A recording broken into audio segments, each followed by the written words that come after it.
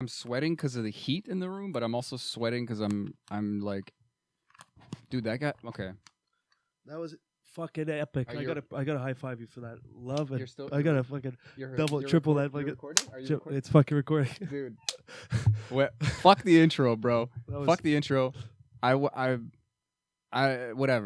That was that guy. That okay, was- Luke Brown, psychedelic, visionary, nonsense, all sense artist. Yeah. But like just a word wizard.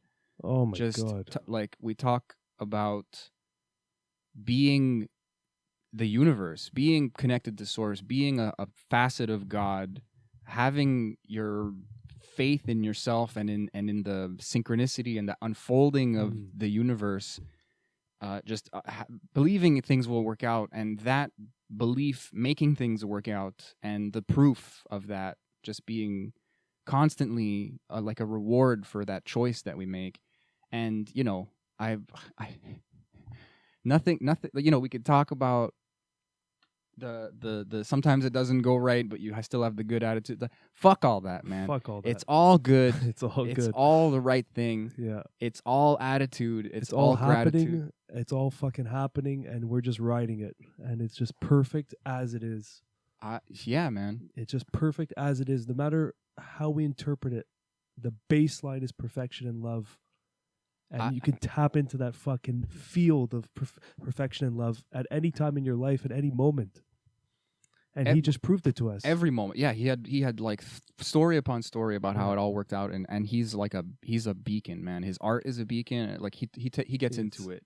You know, he talks about this tuning fork idea, this idea that you can imbue places or objects, moments in time with that energy that you're imbuing with yourself, which is that source awareness. You know, that let the ego step aside and just go with the flow, but just like in a really tangible way. Yeah. Like go with the flow. We've heard that a million times, but man, this guy is locked in, and I'm kind of pissed now. Like we should have just kept talking to him. Well, I don't know, not pissed. Like it went the way it went, and it was great. Yeah. And I can't wait to have him on again. We're gonna have him on again. I had a hard time saying goodbye. Like I was, I was like, I don't know. You know what though? Just empowered. You know, like I just feel great right now. Like I just want to go running and like create something, and I just feel like whatever I do is going to be for my highest, best life and self, and it's gonna interact with everybody who interacts with it in the best way, because that's the intention that was in my actions when I did it. Yeah. And I just understand that at a level that's maybe hard to put into words now, but I really feel it when I look at his art. Yeah. And it makes me think about art very differently now. And I don't know, man. I feel like I could talk forever. Like I don't want to make this too long. Yeah, but honestly, the same feels from me too. I just think we had a gift to have a guy like this person on. The fact that he was able to just wizard his way with words to pull us into that realm, that psychedelic realm. But the psychedelic realm means everything. It's not just the substance. He is tapped into those deep realms of creativity, love, and unity. And he can illustrate it with his beautiful artwork. I'm pretty sure the one behind the camera is his. And I didn't want to bring it up because we couldn't show the camera to it. But I'm pretty sure that's his. But I wouldn't be surprised. Yeah. You know, the shirt. The was shirt him, is actually? him as well. The crazy design on the back. I think I flipped around in the beginning, so I'll put it there. Yeah. So I mean, wow. We'll leave it at that. Yeah, like I'm sure you guys will get a blast out of it. It's phenomenal. This guy is a gem. He is a fucking gem to have existing to for us, because he's living in a service mindset where he wants to live of service to what he believes in, what he feels, and show it to the world.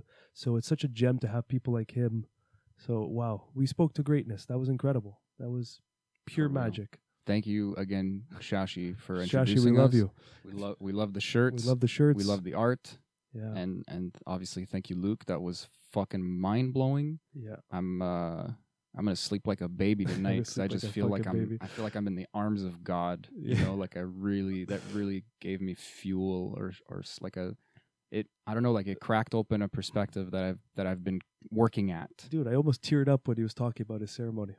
I was just like, but not even a sad, just a pure awe. Yeah, like a happiness. like there was no. There were times when I wanted to say something, and I was like, no, that's like negativity, and like just let it be. Yeah. Oh my God. Anyway, you could tell by our reaction.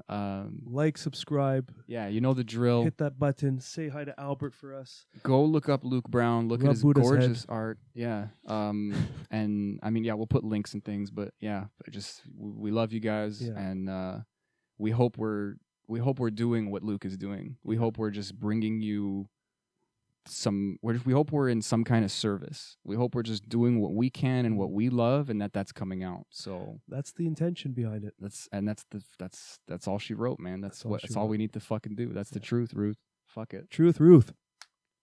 Stay curious. Stay curious. Truth, Ruth. You never heard that one? No, I like it. That's the truth, Ruth. That's an old one. What's up, beautiful people? I'm Nathaniel Pearl. And I'm Sammy Sheva. And welcome to Curious Chimps Podcast, a show where we explore the infinite complexities of the human experience. We do not endorse anything illegal, so please consult doctors, do your research, and for the love of all that is holy, be safe. All right, let's talk about drugs. Curious Chimps.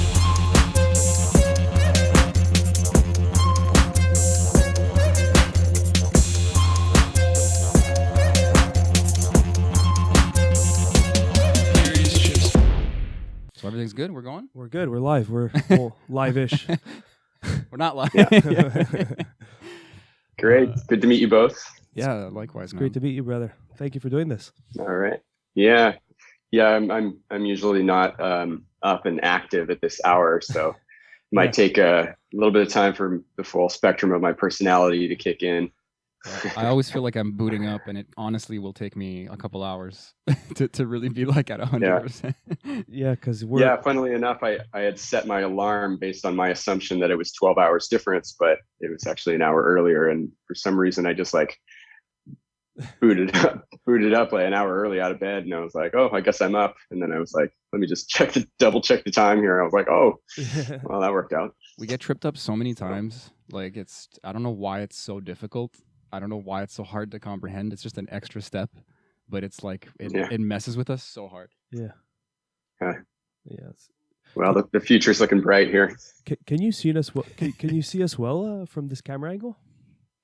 Yeah. I got a little bit of keyboard in the foreground, but yeah. Okay. No worries. We're filming externally anyway, so it's going to be way better than this. It's just for you, so you can see us, but like we have another camera for the edit after. But yeah, man. So I guess double thank you for getting up early. No worries. Yeah, no. Shash was he was really promoting you guys, so I'm happy to play a part. Oh, that's cool. I hope we could live up to his standards. We had a really good talk with him, so he's such a gem. He really is, man. I was kind of blown away. Like, you never know what to expect when you meet somebody, but he's so self-aware, but also like such a, I don't know, like there's something so like relatable about him. I don't know how to put it. Like, you don't expect that. I don't know. We got some delay here. Oh, maybe, yeah. Can you hear us? Okay, there you go. Yeah, it just froze for a second. That actually leads me to, how do you know Sash? Well, it's just part of the grand unfolding of synchromysticism that leads my life and brought me right to him and him to me. It was quite amazing. His appearance in my life has been really angelically sanctioned, I would say. Wow. Because I'm in Thailand right now, but I had no plan to be here for this long. The plan was to be here for 3 weeks and then moving on to a rental in Ibiza for last summer. And when I arrived, the border closed days after. So, and I've been in Thailand ever since. So, and I get offers from people for, wanting to make shirt designs and just random people. And, I try to be really super selective with who I get into business with, because I don't like to chase people down for, royalties and everything. But we ended up meeting after some messages from him on one of the ferries over to the island that I live on here, and really hit it off. And it's just been amazing. Everything has just totally worked out. And he's just a super high integrity, character of the highest order. So it's been really wonderful to work with him and work out all these creative ideas and have it all based here in Thailand, which is where I'm so happy to be based now. That's awesome. For our listeners that don't know, you are an artist. If you want to just give like a little intro to what you do, just so everyone can be on the same page. Well, what's my handle? My moniker. Psychedelic visionary artist. Dedicated to mapping out the infinite dimensions of hyperspace with whatever medium I can get my hands on, and with as much accuracy as I can convey. So yeah, multimedia artist. And hyperspatial cartographer. I love it. So were you always this way, or did this path kind of unfold as you progress through life, or were you always drawing in this kind of manner? For me, it was a pretty dramatic turn of events for me that was initiated from an entheogenic experience when I was 17. And you're losing your guy behind you. Yeah, he likes to fall over sometimes. Yeah, he gets lonely. So yeah, I was on a particular path that didn't necessarily seem like it was leading to a positive direction, not necessarily hanging out with the life affirming characters around me, and getting into some trouble that would inevitably lead to more trouble. And my older brother had seen the direction that it was leading in, and he was like, you should be hanging out with me and my friends, and provided an opportunity for an experience that just blew the lid off my previous imagination of myself. And for me, the visionary experience was the most predominant part of it. It was like I was just so enamored by the brilliance and luminosity of my own inner vision and inner dimension, and I felt like there was a clearly presented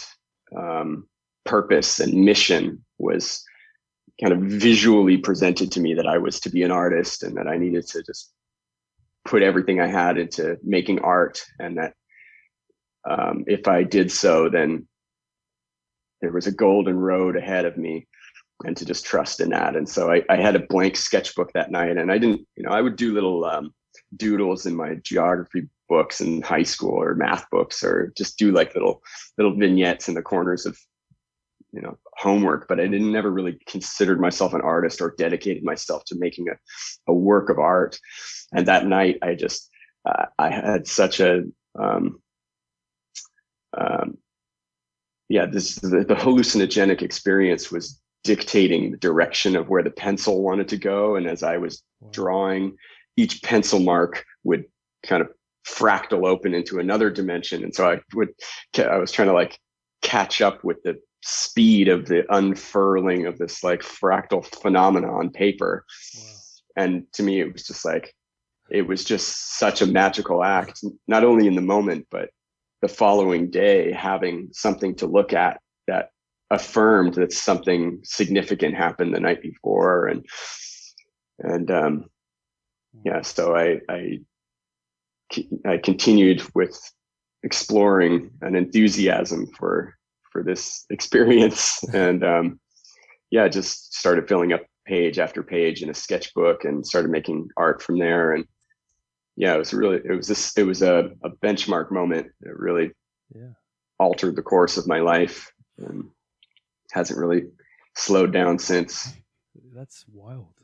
Did it kind of show you what you were capable of, or what was possible, or were you just kind of tracing what was being like? Well, I consider it a form of channeling, because there was a minimal amount of my own personality that was interfering with the process. I was just allowing something to happen, and taking a step back and letting the witness take the steering wheel, and just watching a process unfold that part of my own personality was like, whoa, wow, look at that. Oh, look what just happened. Whoa, that's amazing. Oh, whoa, look at that. It was like, yeah. So just creating the space for that creative conduit that is expressing itself ceaselessly in all forms of novelty throughout all of existence. That's the creative impulse that is, defining the forward thrust of evolution and just like coming into contact with that current and creating a channel for that to move its way through unobstructed without with minimal ego narrative defining what the process is. And to me, that was the magical act, because it was like some of the most incredible things would happen that I wasn't orchestrating or leading. I was allowing it to happen. And that was just, that really is like, defines my operating system from then on. Yeah, it sounds like, I mean, you used the word interfere, like you with minimal interference, you said at the beginning, like you just got out of the way as much as possible. Like, it sounds like someone, like I've been following Paul Selig a lot, and he channels, but like text, like words. And he describes it very similar to what you're saying, like you kind of try to get out of the way as much as possible, because you're like this, like you're let's say they're, whittling some kind of drawing, like them, I don't know, this energy that you're talking about, this force, like you're this sharp knife, like you've done a lot of work to be a very competent artist, I'm sure, I assume, and so like you're primed for this kind of work. But like, are all the paintings like this? Like, do you have this kind of get out of the way and it comes out of you, or is that just more like that first instinct? No, I mean, there's all kinds of conditions that, it's not like there's a fixed baseline that's just always there. But for me, it's about creating the condition as clearly as possible to, allow for that kind of unobstructed fluidity. So the end is the point, but the means are a bit chaotic, I guess. You just kind of do what you got to do. You show up all the time, and it happens. And I just over the years, I've found that by committing to that condition and allowing for that to be present, that's where a wider range of magical activity can occur, and in ways that can really amaze me, in ways that certain things happen that I didn't intend or plan, but develop into more and more, there's like more story behind it that I come to realize after the fact, or that is reflected in another when I'm bringing these works of art to different environments. And it's kind of like, oh yeah, that's what that was about. And that's why that came through. And sometimes there's just like an uncontrollable compulsion with a kind of vision, or like a seed crystal of an idea, and then going forward into the process, and then letting go of the fixation of the end results, and just kind of embarking on a journey, and then arriving in a place that is like more than I could have intended or imagined. And and part of this condition is creating a kind of unobstructed momentum, or a flow state. Where it's almost like I get into this kind of hypnagogic entrainment, where I create the condition where I'm stepped out of the way and something else is coming in. And and also holding a clarity in my heart of bringing in and coming into contact with an energy that is benevolent and is for the highest good and is life affirming, and allowing that to lead the way. And that's amazing. I love the way you put it, because it's poetic in its own. It's almost like that's part of the translation, is just like coming through your words. But well, there's just been so many examples of that through my life that has affirmed that is what is occurring. It's not just like you know, a fanciful story or an idea. It's like I've been working at this for most of my life now, and it's, you know, it's really, it's, you know, there's, and when I say this like other energy or this other force, let's say, you know, in the larger dimension of things, there is no other. It is all unity consciousness. There is no separation from one to another. It's all one unified consciousness experiencing itself as all possibilities in order to know itself. And so whatever I'm coming into contact with is just a deeper sense of the self. Exactly. And, you know, peeling away layers of illusion or, you know, just like coming deeper into contact with a more authentic self and allowing that to lead the way, and holding the intention of being guided by, you know, a higher dimension of life affirming goodness.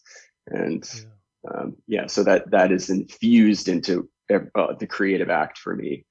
And by coming into contact with that to me is like, you know, the highest opportunity for magic. And that's part of the affirmation, is this opportunities that I've had throughout my life to be a part of this big spectrum of, you know, audiences of people that are generally switched on to higher dimensional possibilities. So I would tend to be a featured artist at, you know, these big psychedelic culture gatherings and Burning Man and Boom Festival and Azora, and, you know, so I'm kind of like put into contact with like big audiences of people that are familiar with the terrain that I explore. And then I get a lot of feedback, and some of the feedback I get is just astonishing to me, because there's a lot of things that happen in my own creative process that are, I mean, it's so transpersonal, but it's so deep and meaningful to me, but it's not necessarily mapped very blatantly in the artwork. Like, here's the subject matter, here's the title, here's what this means. You know, it is at times very occult and esoteric, but it's deeply personal. And I have my own process that I'm related to in that creative journey. And so when I put that out there, and then I have all kinds of reflections that are like completely congruent with that deeply personal process, and they're conveying it back to me from the outside in, that's amazing to me, because that creates an affirmation that there is some kind of bridge occurring that is transpersonal. You know, it's like bigger than just my own story or my own experience. It's like part of a larger psychic experience that and to me, it's like there are these dimensions of intelligence that let's say they want to be conveyed, you know, and they're using me as the medium for them to be, for it to be creative. And so when there is that continuous affirmation that is what's occurring, that is just so magical to me. When you get into these states and you create, what kind of setup do you do? Do you have like a ritual that you kind of create beforehand, or is it just really like you get a download or a feeling and you just go in your studio or wherever you just produce? Or is there like a ritual you kind of set an intention or something before you create? Yeah, I guess there's some variations of that. For me, it's just I mean, intention is a big part of it.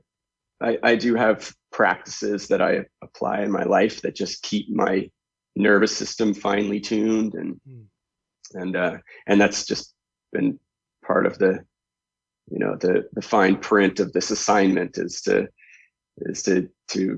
integrate these kinds of things, because there were times in my life where I didn't, and it felt like I was, you know, trying to pull the ocean through a pinhole. You know, it's like there's this pressure of a fire hose is like moving through, and if I'm not creating this kind of opportunity to have my attention on my breath, or to meditate, or to be active in my body and to do yoga, things like this, then it alleviates that pressure and creates a more of a fluidity in the process. But yeah, it's also been about living my life in a way that allows for this process as a priority, to not just, this is not a side project. This isn't like a little swirling eddy on the side of the river. This is the river itself. And I have to devote everything in my life to this. And by doing so, the experiences in my life have just been, miraculous. It's an applicable term for a lot of the events that have occurred in my life, by just having my full attention on this. And so it's just been a kind of vibrational entrainment to just like be in close contact with this as much as possible. And when I'm in that kind of, when I'm in the process and really deep into it, there's a kind of momentum that starts to build. And if there's minimal interference in the process, then that's where it kind of locks into the groove, and then that ego narration has an opportunity to step out of the way, and certain processes are just happening that aren't being guided or directed.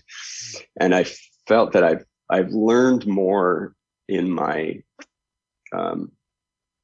my adoption of technique, and being able to deconstruct certain visual phenomena in an applicable way, where I can see the sequence of events to arrive at certain visual techniques, has occurred from that process more than actively like looking at other work or studying it and breaking it down or trying to grok it in my mind. It's been, I've learned more from just being in that kind of momentous flow state, where it's just like, I'm just being fed information. It's just a certain, and this is part of my operating system that has got really ramped up from when I was 17, and since then is I have a very heightened visual acuity. Like my internal viewing monitor is high fidelity, and I can, if somebody gives me a description of something with a list of colorful adjectives, my holographic viewing monitor just rotates it in 5 dimensions behind my eyelids. Like I can really see things really clearly. And as is my dream state. I go through, waves of just multi-sensory dreams that have subplots within subplots, and have, in ways that I can retain and recall. Which is why those like initial entheogenic journeys were just so accelerating for me, and how I was just so enamored by that experience, because I was just like in this boundaryless, infinitely distant horizon space internally that was just filled with, just really exhilarating content that I could interact with, and then bring back a little bit. And then just like be able to just move my hand with a medium in my hand, a pencil or a pen, and just allow it to come through as it was coming through internally. It was very, very, very clear.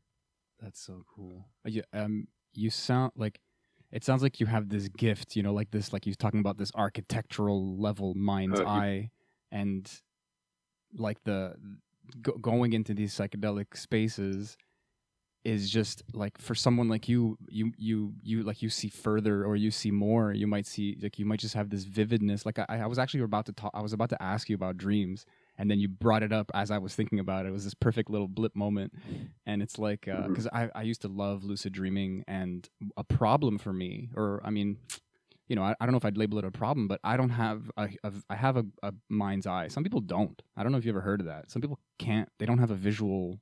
Yeah, I can't even fathom that. It's such a predominant part of my experience. I forgot what it's called. It's like apathophagia or something like that. But anyways, it's neither here nor there. But like, I have I feel more, I hear more, I smell more. Sight is kind of like, the middle or bottom of the list for me. So when I had lucid dreams, it was very chaotic, because in waking life, I feel like sight kind of is like this anchor sense for a lot of our experiences, especially just how humans work, how society works, So I would just love to go a little more into that, because it ties into how your art process seems to work. For a lot of people, the center is the art, like the production, the inspiration, the subject, if you will. But for you, it seems to be the intention, like you said. Just this way of living, and everything, including the art, is like kind of orbiting that. Well, my art becomes a byproduct of that condition and that Exactly. Quality Yeah. that is defining my life and my lifestyle and who I'm gravitated towards, and the environment I want to live in. And I choose to live a life that is in service to all life everywhere. And I think by making that choice, you are strengthened by the field in which you're embedded and supported. And, by having these experiences that have given me present felt experience, interaction with, the inseparableness of all things, and coming into a state of unity consciousness, and letting that be the, that's the main subject matter for me. And so, I see the way that my life has been wholeheartedly supported, like angelically sanctioned by making these choices. So that's like a big element of the subject matter of my work, is conveying that somehow. But like I said, it's not necessarily like, people like Alex Gray, for instance. His work is very, it's much more direct, I guess, in what it's conveying. I think my work is a bit more esoteric, but it has that intention behind it. And so when, like I said, when I'm putting this out into these environments, and there are people that get it clearly, I mean, it's as intended, and it's recounted back to me with their own deeply personal interaction with it, that is completely the same as where I was in my own process. It's like, for me, it's like leaving the door open to that quality and letting that come through. And and with that, you need to be really I don't know, psychedelically responsible with what you're interacting with, and not be frivolous or leaving the way open for qualities of consciousness that are not necessarily the most benevolent or have our best interests in mind. You have to be really like unwavering in what you're making allegiance with. And so I'm choosing the highest expression of angelic consciousness to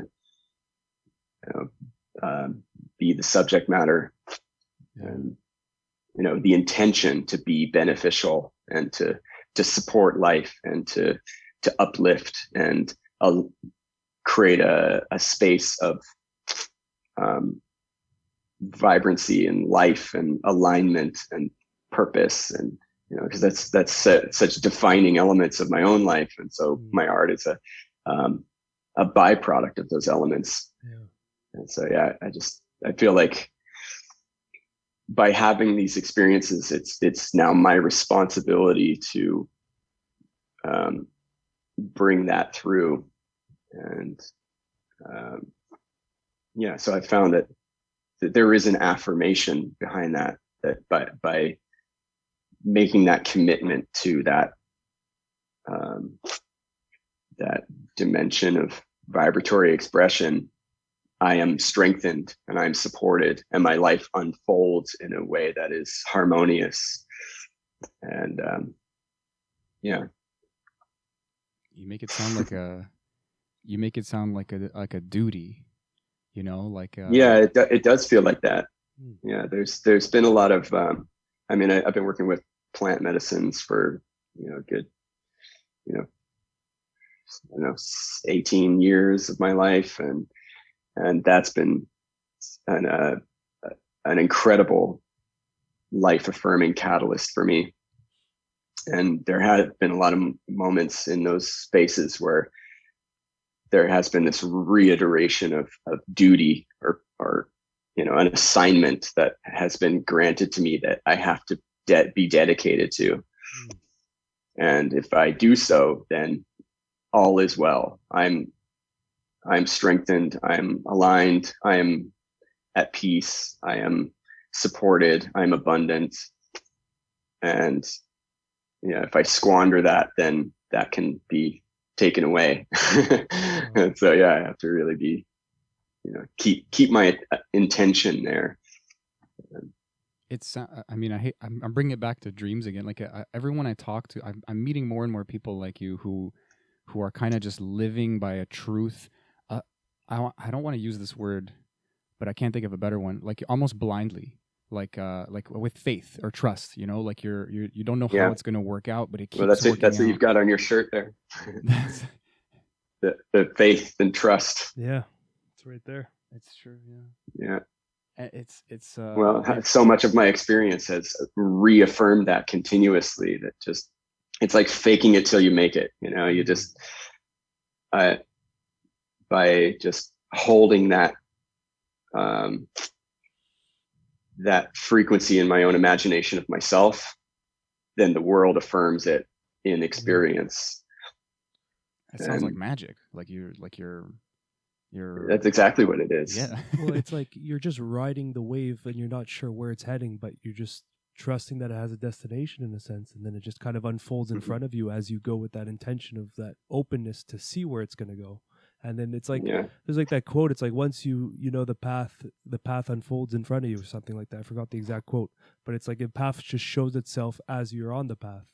So it's kind of that's that. Well, I've had some really astonishing experiences throughout my life where, and there's multiple iterations of this experience that just keeps bringing it back. It's just like it's really about this, coming into vibrational coherence with an internal principle and a right to be supported and the right to be at peace within. And by bringing your attention there, experience will validate it externally in the form of experience and people and characters and circumstances to just, to affirm it. I mean, I grew up in Canada, and I spent multiple times. I used to do a lot of hitchhiking. I hitchhiked across the continent from coast to coast multiple times, and putting that to the test. Just not adhering to any imagination of myself that things are going to go wrong or it's not going to work out. And instead, I'm just like, it's going to work out. I'm going to get where I need to go, and just some of the circumstances that I found myself in were just like completely over the top, like just of all the possibilities and all the people and all the ways that could have worked out was just like,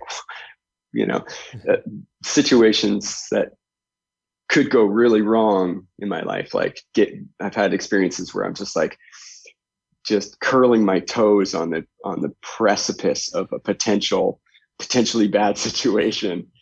And instead it turns out to be the best possible situation. And it's like, how did that happen instead of this one? How did it take this turn instead of that one? What was the condition that determined that cosmic plinko board from landing in one direction or the other? And for me, it was just the continual affirmation that it's all where I hold my own imagination of myself. And if I succumb to the idea that terrible situation is what's in store for me, then that's a possibility. But if I'm like, no, that doesn't apply to me, I'm not here for that. I'm here for this. And it's like, oh, okay, wow, look how wonderfully that worked out.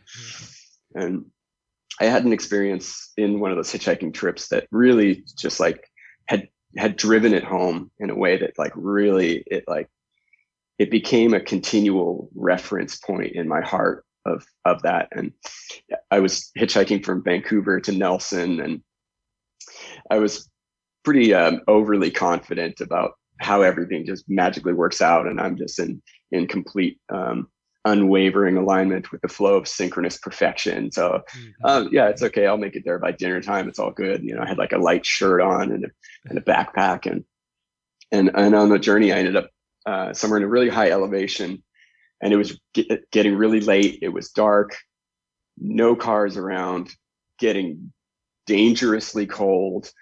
I'm having to really like reassess the situation, and like started to slide the other direction into like really doubting what was happening, and like, okay, I'm gonna have to conjure up what minimal wilderness survival skills I have to like make it through the night until, you know, I can basically, it was just like in between nowhere and really high elevation, and so I go down the side of the mountain off the road to try and like, I don't know, dig a hole in the side of the mountain to like get out of the wind.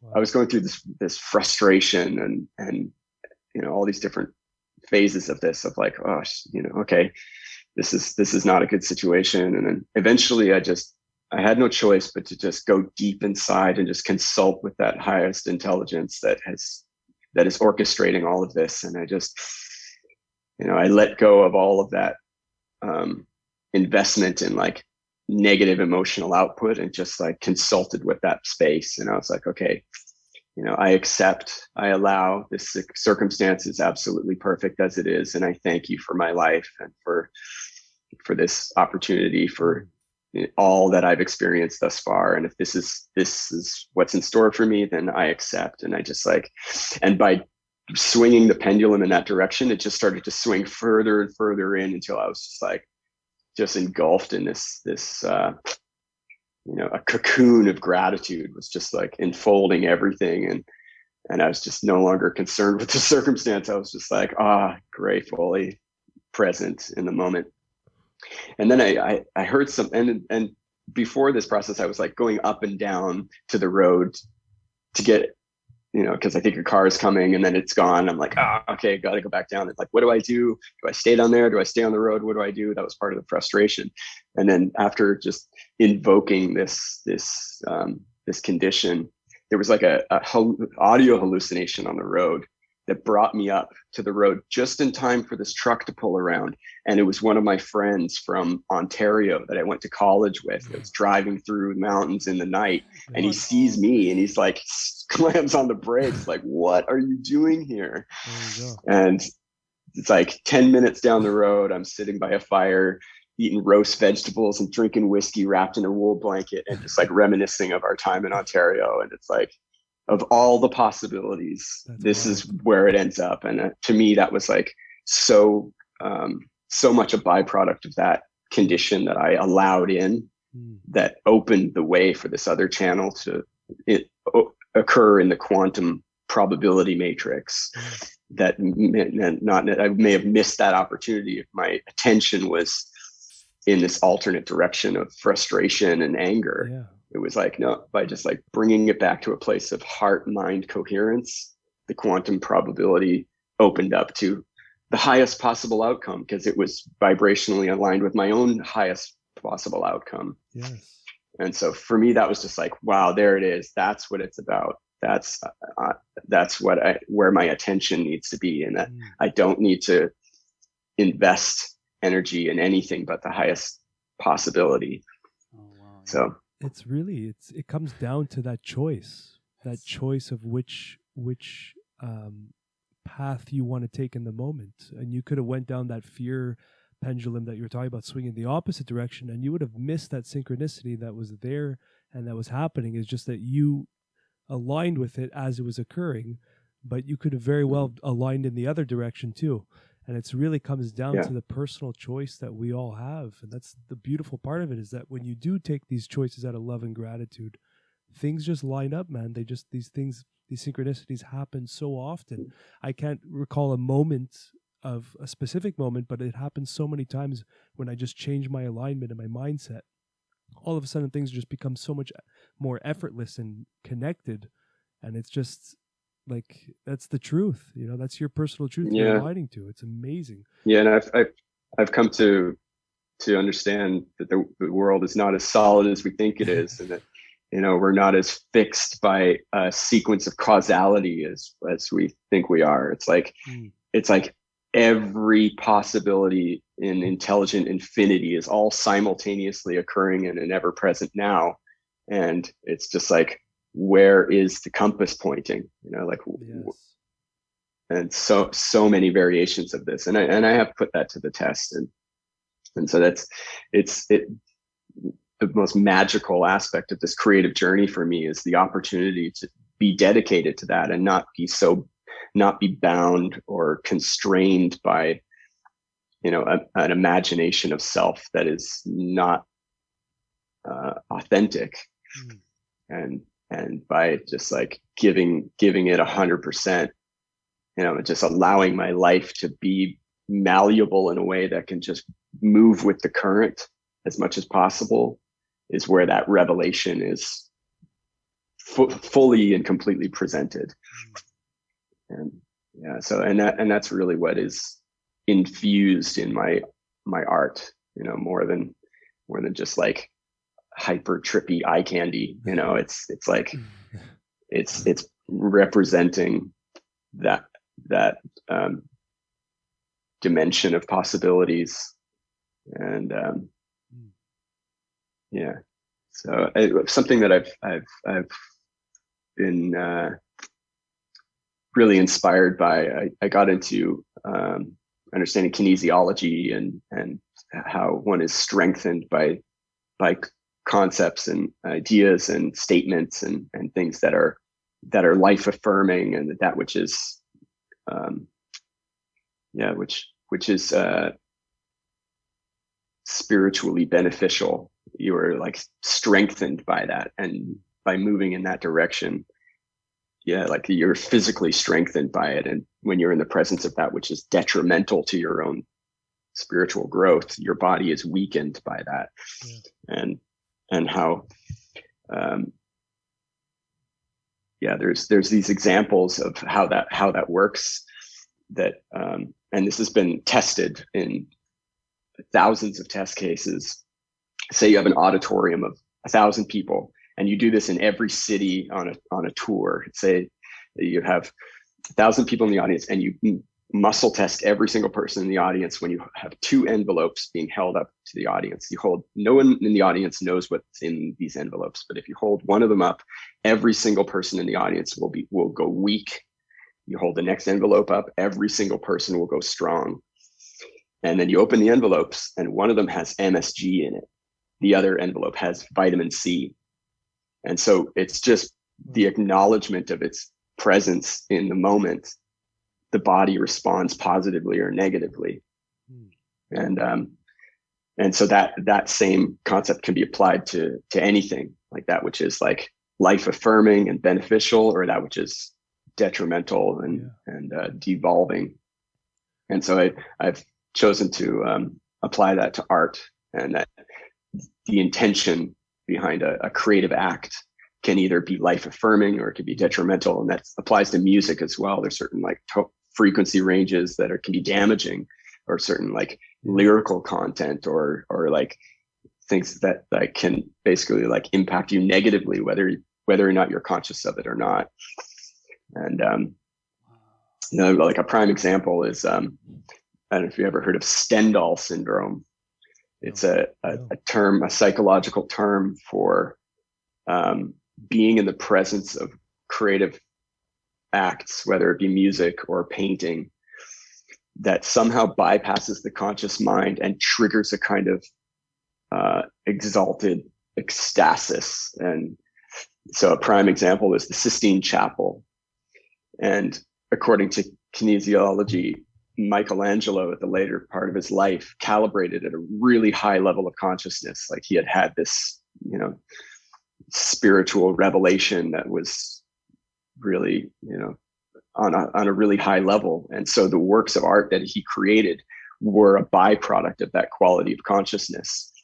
And so people in the presence of that work of art, if they're like basically like receptive enough, or have enough of that ego narrative removed, then that quality of consciousness is forever anchored in that work of art for all time, all space, all viewers, for eternity. It's like a kind of anchor point that of like a tuning fork is just like placed in space time. That is the that expression in consciousness. And so there, people in the Sistine Chapel, upon viewing it, can go into just like complete ecstasy. And this has been recorded for centuries. And same for like Beethoven. There's and Bach, like the later part of their life, having these kind of spiritual revelations that then was infused into their music, and so that has triggered Stendhal syndrome in people. And so that really influenced me in a way that it's how important it is to have that kind of intention behind a work of art, and to create the condition as clearly as possible for that work of art to be an anchor point for that quality of consciousness. So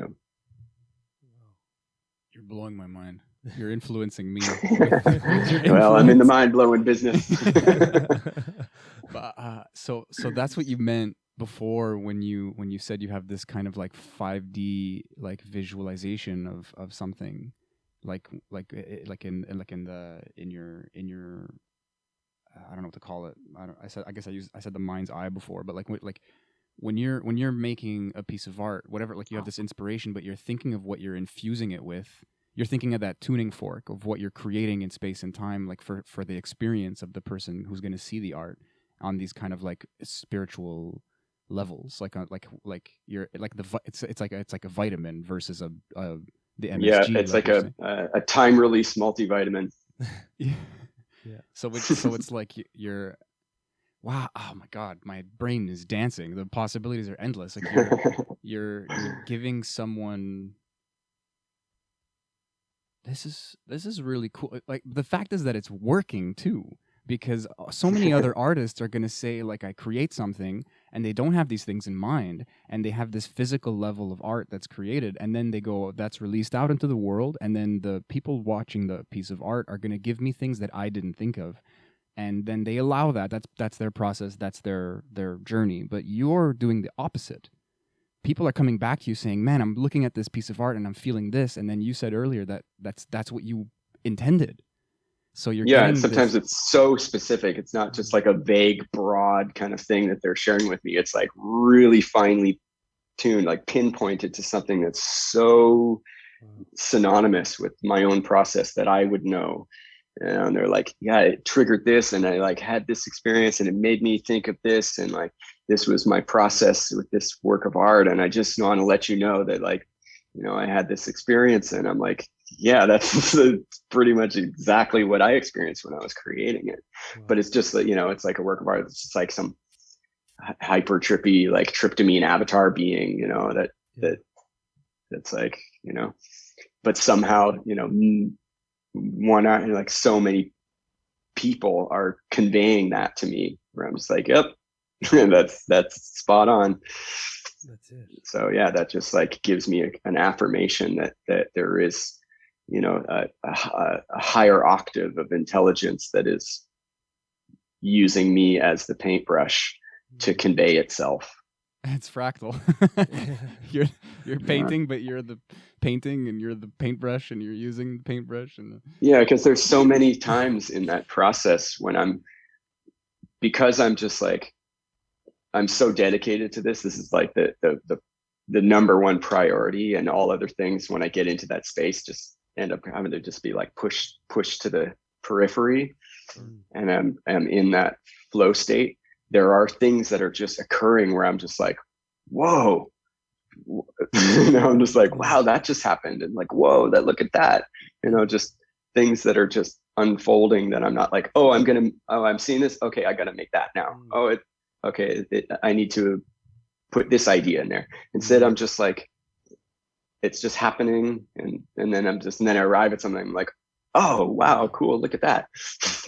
The muses have you, as they say. Yeah, like you're like I've had these dreams where I tend to be part of these group exhibitions, so I've been part of these events with a certain cast of characters that are well known in the visionary art world, so like Alex Gray and Mars One, and Martina Hoffman, Robert Venosa, all these people that I had admired and looked up to as like the pace car of psychedelic potential.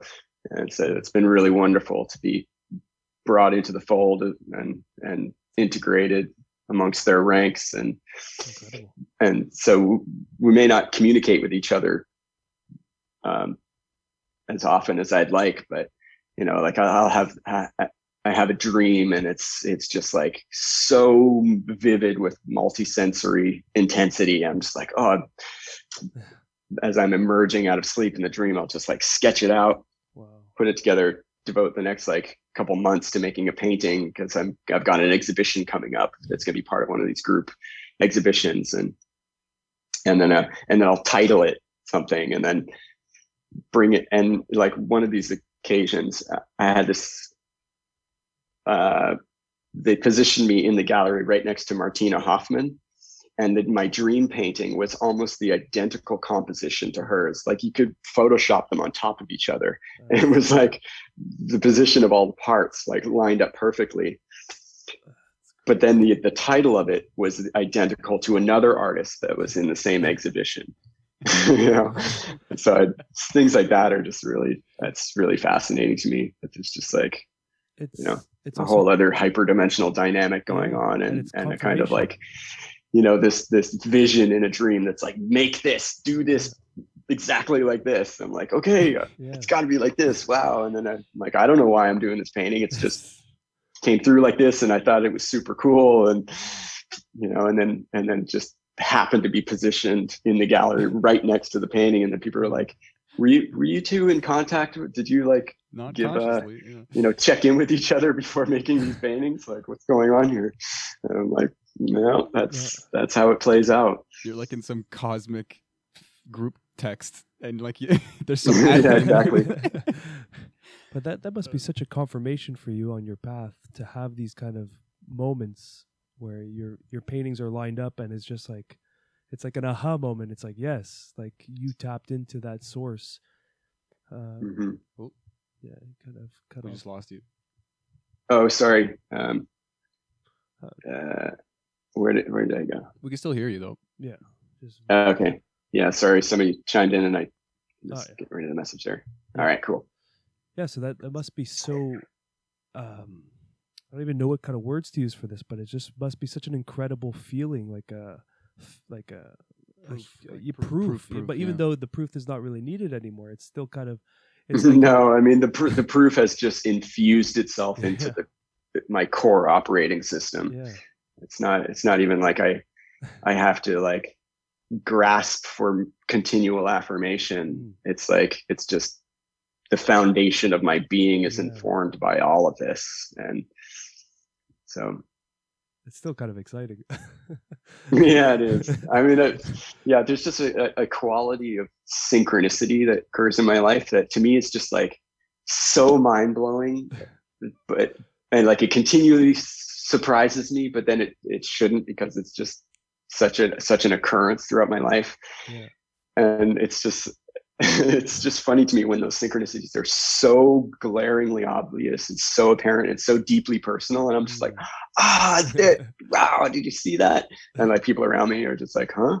Oh, yeah, weird. And I'm like, weird? Like not like like just being in conversation, or like following a train of thought, and then like, a song comes on, in the coffee shop, and the lyric is just like ping, and I'm like, did you catch that?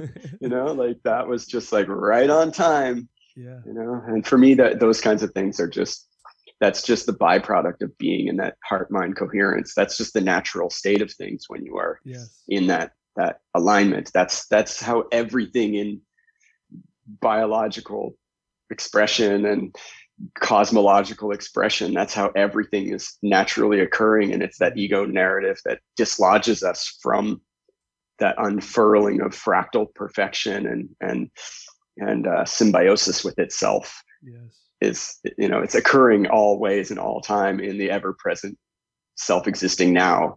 And for me, it's just like living my life in a way where I become vibrationally congruent with that, and I'm kinesiologically strengthened by the field by bringing my attention and my perception in that direction, rather than being in separation consciousness where I'm a singular entity that has a boundary to its experience of itself and is not connected to anything, rather than being inseparably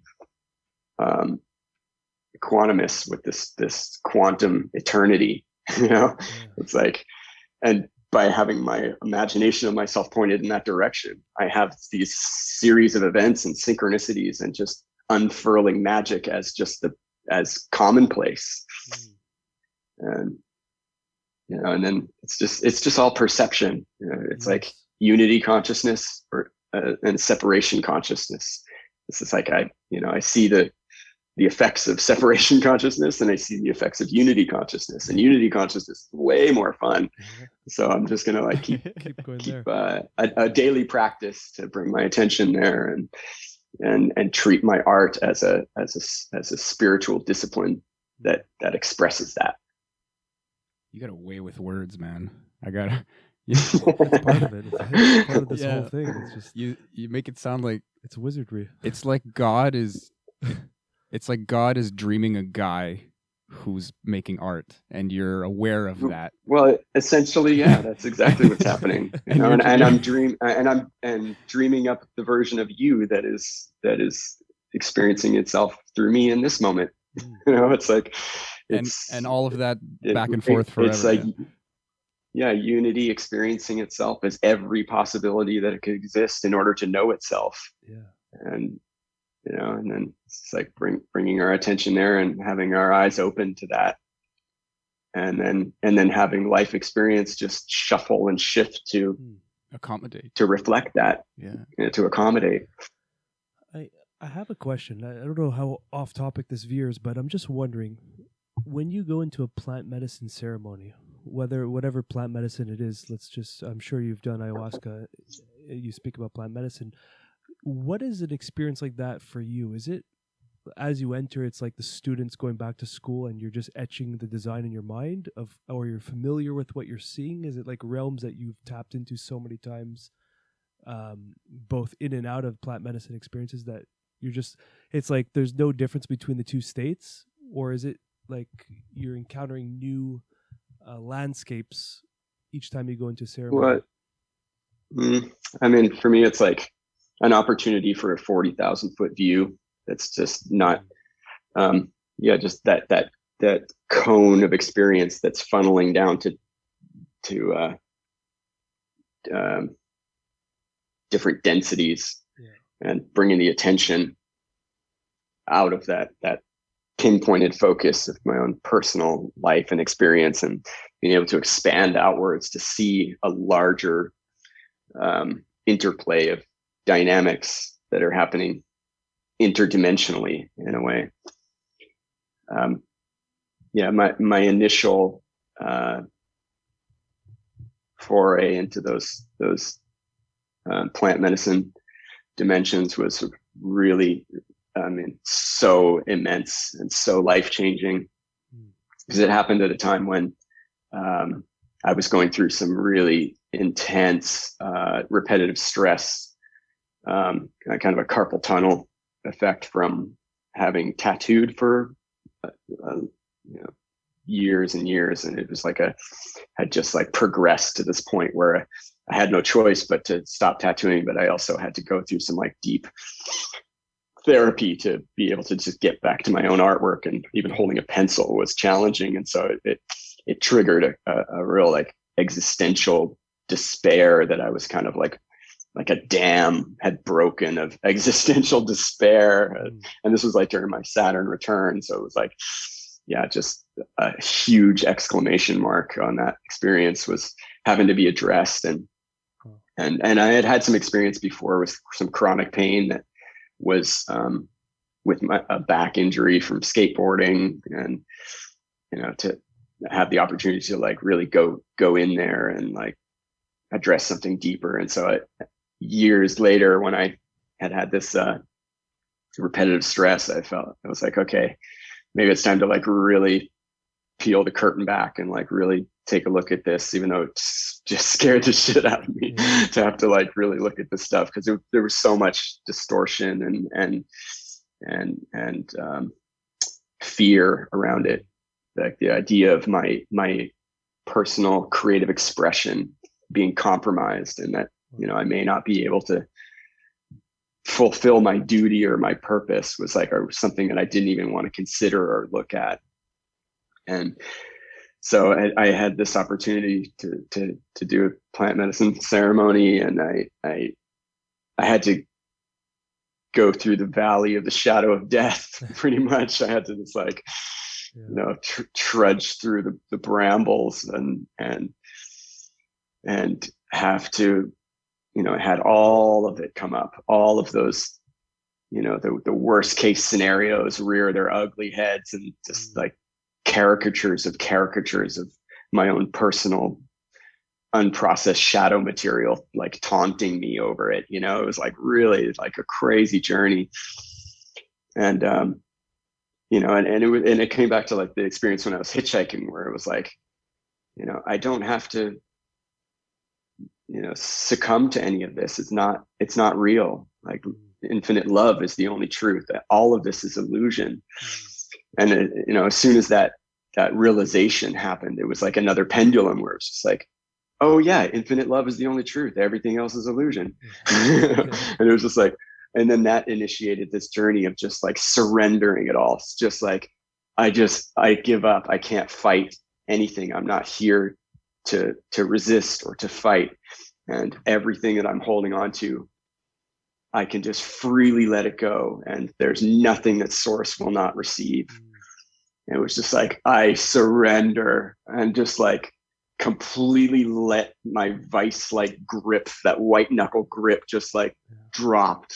And I just like, skydived out of that pain. It was like, and and it was like all of those taunting, unprocessed shadow material just became like increasingly absurd caricatures of themselves that just were fighting to maintain supremacy over my own imagination of myself, until it was just like absolutely ludicrous. And then the embodiment of that shadow, that darkness, it was like it took its mask off and revealed to me that it was actually this angelic presence that had disguised itself as my shadow in order for me to let go, and to have no choice but to let go. Like there's no other way around it. It's like, if you hold on, you're just perpetuating and prolonging the pain. But as soon as you surrender and you let go, you realize that the perfection was there the whole time. And it was like this shadow just like completely folded itself inside out and became this illuminated angelic presence that was awaiting me on the other side of this chasm to just like welcome me and just like nurture me back to health, and just like whisper the most life affirming poetry sweetly into my ear, and just like repair me on the other side. And then as I looked into my body, and I could see inside the muscle fibers of my arm and into the cartilage and all of this pain, and I could see that there was like visually there was like a kind of wire frame was gripping around the fibers, and it was written in this like self-defeating language, this kind of like all of this self-imagination that was like the opposite of divine spiritual sovereignty. It was like, and I could see that it didn't belong to me. It was part of the condition of humanity that was written in there, and that this angelic presence was taking me deeper into that, and from the inside out was like allowing the light of pure love presence to just come into the picture and just dissolve all of that self-defeating matrix language, to just loosen its grip and to just like allow it to just dismantle itself with love instead of fear. The fear was like coming in from the outside, and the love was deconstructing it from the inside. And it was all about just surrendering to that and allowing that to occur rather than directing it. It wasn't like, okay, I'm gonna make love happen. It's like, no, just love is the foundational structure that is, you know, underneath all the shadow. It was like, you know, it was a really powerful experience. And so in that vision of encountering this angelic presence, I was like, wow, just like, thank you beyond measure. Like, how do I honor this experience with the ability to even begin to convey this with art? You know, and I'd been tattooing up until this time, and it really kind of like took over my whole creative process. Everything was kind of filtered through the language of tattooing. And so I was really had deviated from my own, you know, hyper vision possibility. And so when I went through this journey, and I was like interacting with this expression as like, you know, as another, you know, as like a higher octave of intelligence that was inseparable from my being, but it was clearly a sentient intelligence that was interacting with me. And so it was like, I will help you. And it just like deconstructed itself and the environment in which it was embedded. And I recognized all the components instantly as like, oh, that's my sketchbook from 1993. And that's that painting I did in college. And that's that album cover I did for those people. And it was just like this collage of all of this previous work that wasn't necessarily visionary, but it was like, you know, these assets of textures and drawings and things that was just like kind of hyperdimensionally collaged into a space and a being. And, you know, and so I was like, oh, I can remember that. Oh, okay. Yeah, it's all familiar. This is all my creation. This is all my unique aesthetic filter is texture mapped into this wireframe. And so it was basically just like, if you can remember the architecture and the wireframe, you already have all the rest. So I was like, okay, you know, it was like, it had a vested interest in making sure that I could grasp how to recreate it. It was like taking me through the stages and the steps of how to do it. And so at that time, I collected as much previous art as I could. And this is like early 2000s. And I went to Kinko's photocopy place, and I took all the stuff and I got it all scanned, and then I'd get it printed, but then I'd get it printed in the mirror image. And then I had like X-Acto blades. I was cutting them all out and making this whole collage while all of this is fresh. I'm like, I gotta just get on this task. This is like the next direction of my creativity. This is important. This is like a medicine piece that's going to anchor this experience for me. Like, that was the intention. It's like, I need to do this to be able to like, maintain a connection with this quality so that it won't just drift away like a dream. I need to do this to like bring this through. And so I'm putting this together, and then within that week, there's somebody that I know and this is like after 9/11. So he's like fleeing the States, and he's like, I'm going to just move to a cabin in the woods. And I've got a desktop computer and a flatbed scanner and the latest Photoshop and a drawing tablet.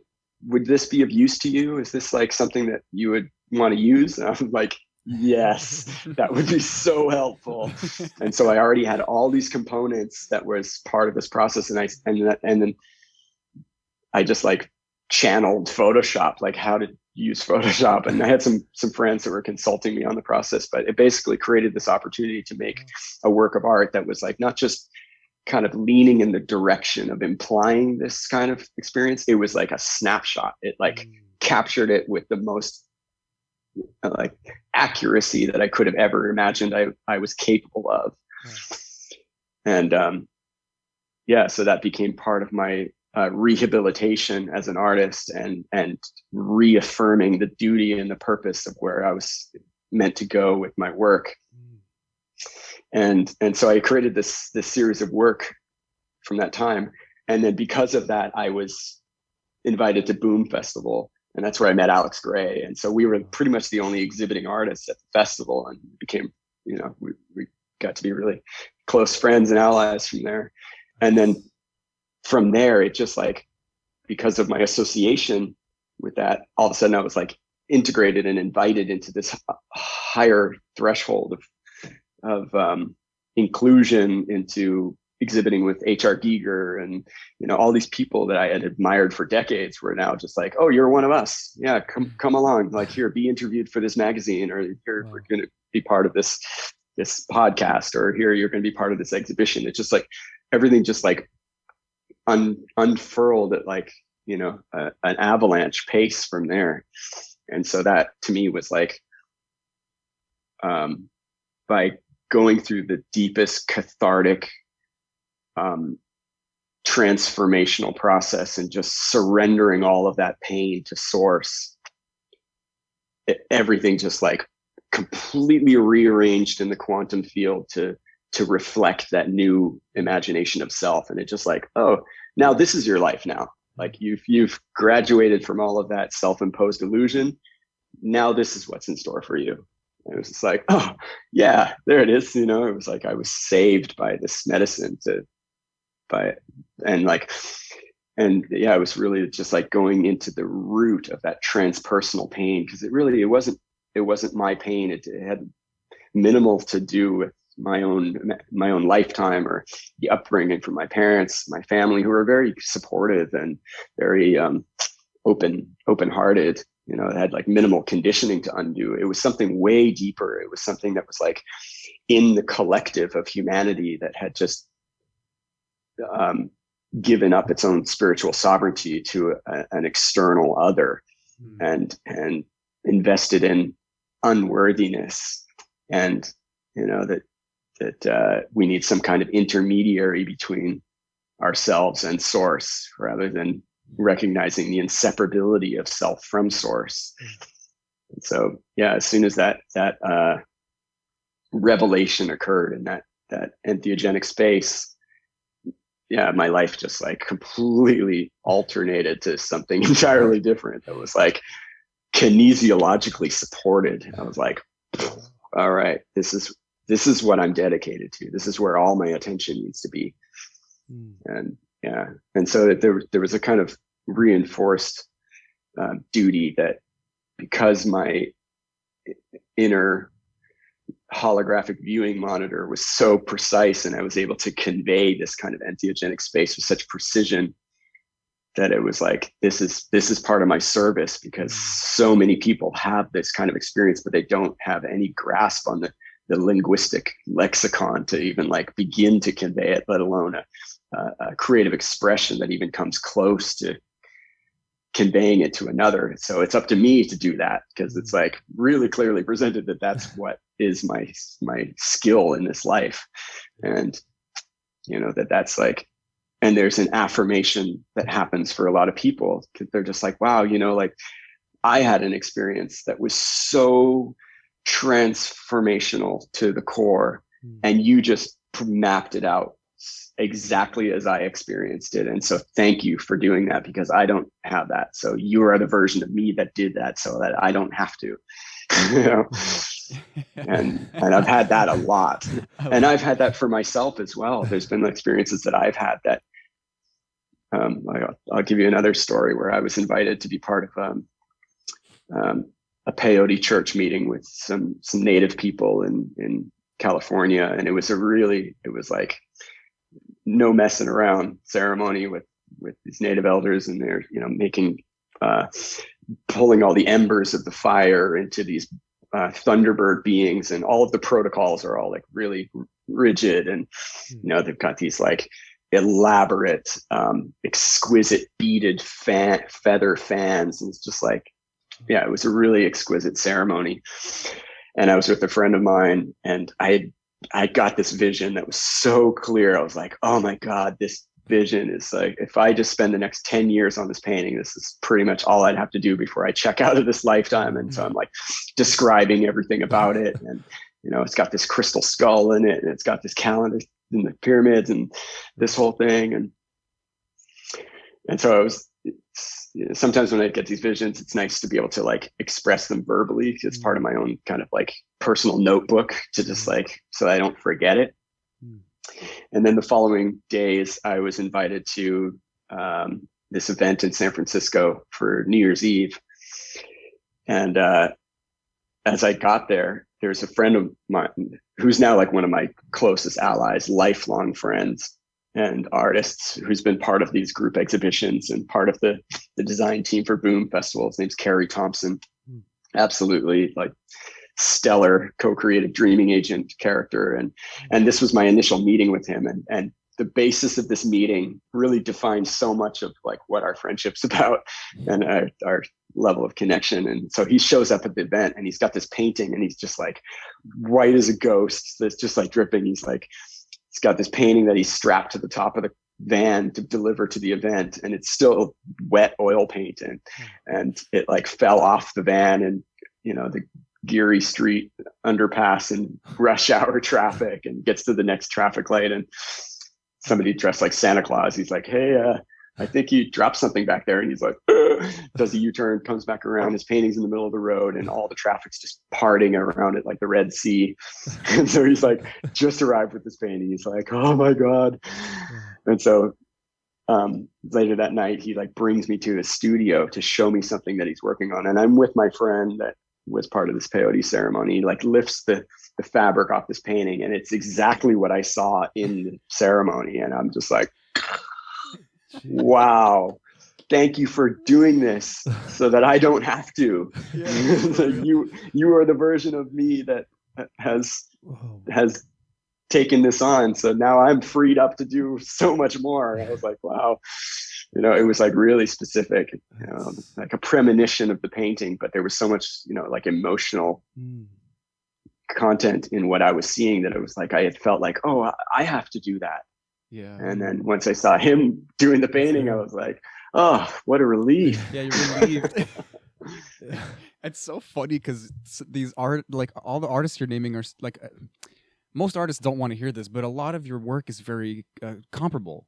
You know, there's some quality, there's something about it, it sometimes in technical ways, sometimes just in like those feelings that you invoke in the people who are looking at it. And it's no artist is going to say, oh, that was my idea. Like, oh, thank God you did it. So I don't have to do it. But I mean, I don't have to take credit for that. You know, it's part of the universal creative conduit that is expressing itself as Carrie Thompson. That's you know, and what I'm doing is it's expressing as Luke Brown. There's also expressing as Alex Gray. It's like it's all the same creative conduit. It's just filtering through a unique aesthetic lens that, you know, and sometimes there's cross-pollination of that aesthetic. And that's what I found by just being in close communion with these other artists that I relate to wholeheartedly. It's like we're tapping into the same, you know, dimensional corridors and taking notes. You know? Yeah, you're the note takers. Like I like I said, I don't have a very visual experience. I mean, I do obviously, like in the ceremonies and with other plant medicines or anything really, but like I don't see what you see. You know, this art is and you're under no obligation to. You know, you're playing your part perfectly. But I will say that in that tuning fork way that you put so eloquently before, like I really do. It really does bring me back to those spaces, even though I don't have that visual like symmetry, let's call it, like with the experience. There's some other symmetry that's so obvious and embedded. And I get part of it might be like you mentioned the word wireframe a lot, and I see that in the art, and like, you know, like in a kind of design, like, you know, if you talk about like designing like video games or something, like literally having, or if you have sculptures, you have like prototypes, like the character or like some kind of person or something like in the painting seems to be kind of enmeshed or like a part of the background that gets kind of pinched and shaped into this thing. Yeah, well, there's no definition where it ends and the environment begins. Exactly. Yes. And I mean, Yeah. that's what I was getting at, is that says a lot about like your whole philosophy, your whole perspective on life, and how that bleeds into There's art. so many variations of that experience that I've had in the depths of that threshold space where the definition between observer and observed dissolves, and and it comes down to a kind of omnidirectionally emanating singularity that is everywhere at once, and having this like really it's such an enamoring space for me, where just the comfort that which I am observing, I am that. So there's a holy experience there, and there's been variations of that experience that can be qualified as religious experience without the religion. But it's something that has just restructured the foundation of my operating system and given me an opportunity to rest comfortably in my own body and in what I'm here for, and that to suffer unnecessarily is not my MO. That I have the right to thrive and to be my most vibrant, healthy expression of self. That's available to me if that's what I want. And if that's what and so and that's what's been presented to me through my creative process, and my creative output has provided this kind of opportunity to come into alignment with that understanding.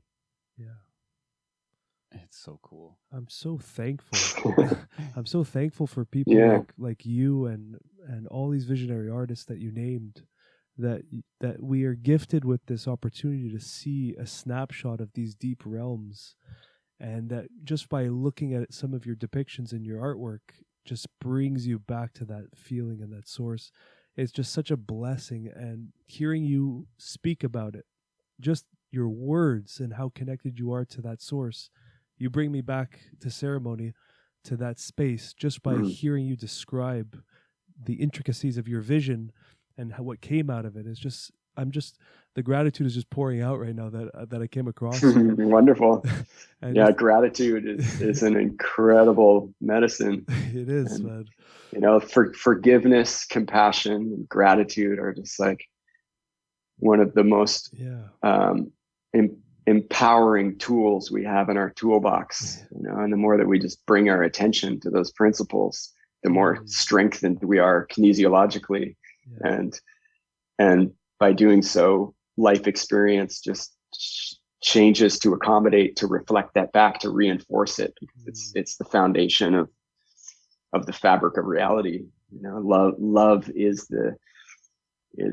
what is orchestrating all of this, and by just bringing our attention there, it's like our muscles go strong in the presence of that. And it is true. There's just so much of my life that has just presented that in sometimes in the most comical ways. It's just like, duh, like obviously, the total cosmic joke, like gut wrenching laughter version. It's just like, it's so simple. It's so simple. It is so simple. It's just because the love is the foundation. There is nothing needed to add or subtract. It is just there. But everything in between, nothing to accept or reject. It's just there. But everything on top of that is nothing to defend. Everything on top of that is our attachments and disillusions and illusions that create this sense of complexity when it's really that simple. It's just like, it's just the love. Yeah, it's like, it can't be that simple. It's got to It be is. more complex than that. No, it is. But that's the funniest thing after a psychedelic experience. You come out of it just like shaking your head like, fuck, it was just that easy. It was just that simple. It's like everyone's reaction when they come back from it. They just laugh at themselves. Yeah. Hopefully, yeah. There's sometimes you there's resistance even after the ceremony, you know, like at first, but you just keep going closer and closer to that idea. Like you have these kind of out of body experiences and start living this out of body life. And that can be scary because we have this ego thing that wants to be and wants to fight for its right, like you said, but there's none of that. You just end up in this bigger body, you know, like there's no fear. There's no fear necessary. And it's hard to convince people. Fear is for the uninformed.